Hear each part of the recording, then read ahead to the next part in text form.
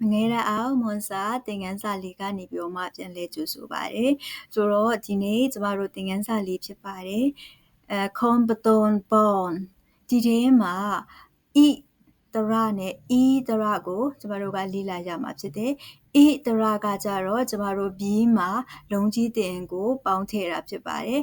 e တရကကြတော့ကျမတို့ b မှာလုံးကြီးတင်အလယ်မှာအဆက်လေးကိုကျမတို့ကထည့်တဲ့သင်္ကေတလေးနဲ့ရေးပါတယ်ဆိုတော့ဒီမှာ e ဆိုပြီးတော့မှခေါင်းစဉ်ကအဲ့လိုရှိရဖြစ်ပါတယ်ကျမတို့ကအတန်ပေါ့ b နဲ့ e တရနဲ့တွဲလိုက်လို့ရှိရင်တချို့အတန်တွေကတချို့ b တွေက e အတန်ထွက်ပေမဲ့တချို့ b တွေက e အတန်မထွက်ဘဲနဲ့ o အတန်ထွက်ပါတယ်ဒါကိုသတိထားဖို့ဖြစ်ပါတယ်အဲ့ဒီလိုပဲ e တရနဲ့တချို့ b နဲ့တွဲတဲ့အခါမှာတချို့တွေက e လို့အတန်ထွက်ပေမဲ့တချို့တွေက o လို့အတန်ထွက်ပါတယ်ဒါကိုကျမတို့ကမွန်စာနဲ့အကျွမ်းဝင်လာသည်နဲ့အမျှကျမတို့ကခွဲခြားနိုင်မှာဖြစ်ပါတယ်ဆိုတော့ဒီမှာပေးထားတဲ့ box လေးတွေမှာကျမတို့ကြည့်ကြမှာဖြစ်ပါတယ်ဖတို့ရွတ်ဖတ်တာဖြစ်တယ်ဒီပထမဆုံး box ထဲမှာကျမတို့က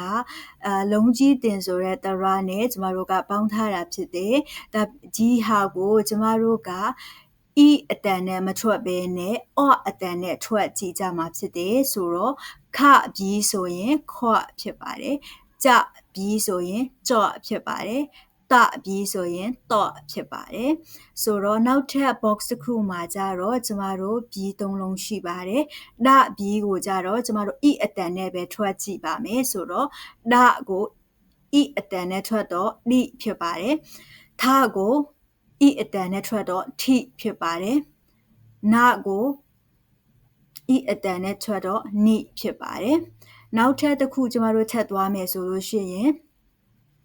e ဖြစ်ပါတယ်ဆိုတော့ e မှာကျမတို့ခုနကပြောခဲ့သလိုနှစ်တန်ထွက်ပါတယ် e ထွက်သလို or လည်းထွက်ပါတယ်ဆိုတော့ဒီပထမတစ် box ကိုကျမတို့ or ဆိုတဲ့အတန်နဲ့ထွက်ပါမယ်ဆိုတော့နပြီးဆိုတော့ nor ဖြစ်ပါတယ်မပြီးဆိုတော့ more ဖြစ်ပါတယ်စပြီးဆိုတော့ saw ဖြစ်ပါတယ်ဆိုတော့နောက်ထပ်တစ် box မှာကျတော့ကျမတို့ရိုးရိုး e အတန်ပဲထွက်ပါမယ်ကပြီးဆိုတော့ key ဖြစ်ပါတယ်ကြပြီးဆိုတော့ g ဖြစ်ပါတယ်ပပြီးဆိုတော့ b ဖြစ်ပါတယ်ဒီအရာတွေကကျမတို့ပထမ b တွဲနဲ့ဆိုင်တဲ့အတန်ချွတ်စနစ်ဖြစ်ပါတယ်ဆိုတော့ဒုတိယ b တွဲကကြတော့အဲ့ဒီလိုမျိုးအတန်နဲ့တန်ထွက်စရာမလိုတော့ဘဲနဲ့သူကတန်ပဲသွားပါတယ် gate ကို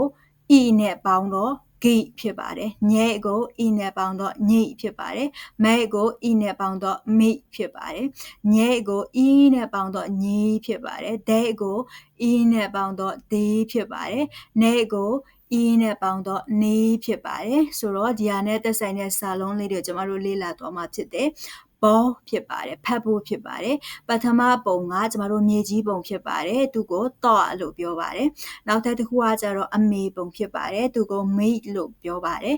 နောက်ထပ်တစ်ခုကကျတော့တင်းခွေချက်ဖြစ်ပါတယ်သူကိုခပိလို့ပြောပါတယ်နောက်ထပ်တစ်ခုကရွှေဖယုံတီခပီးဖြစ်ပါတယ်နောက်ထပ်တစ်ခုကကျတော့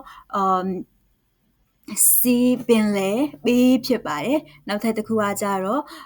ကင်းချေများကကီးဖြစ်ပါတယ်ဆိုတော့ဒီအောက်ကစာပိုက်ကိုလည်းကျွန်မကအတိတ်ပဲမရှင်းပြဘဲနဲ့ဖြည်းဖြည်းလေးပဲဖတ်သွားမှာဖြစ်ပါတယ်အကြီးအဝေဒီနာအတေတလာဟီအတော့ကတာပီမိမေပါညီညီဆာဆာဂျေတော့အပါပွတ်နန်ဒီဟာဆိုတော့ကျမတို့ဒီသင်ခန်းစာလေးဗီဒီယိုကိုဒီမှာပဲရပ်မှာဖြစ်ပါတယ်နောက်ထပ်သင်ခန်းစာမှာကျမတို့ထပ်တွေ့ကြမှာဖြစ်ပါတယ်